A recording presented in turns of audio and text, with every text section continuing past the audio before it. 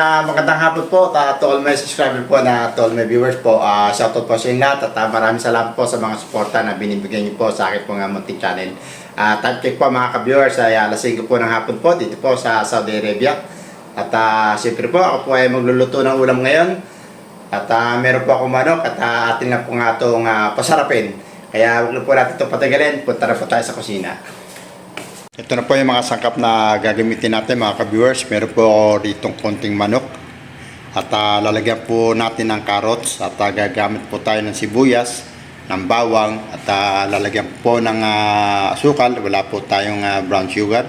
At siyempre po gagamit po tayo ng oyster sauce, ng tomato paste, ng ground black pepper. Gagamit po tayo ng cooking oil at wala po tayong butter. At kung kinakailangan po ay gagamit po ako ng tubig. Kaya sisimulan na po natin ang ating pong pagluluto.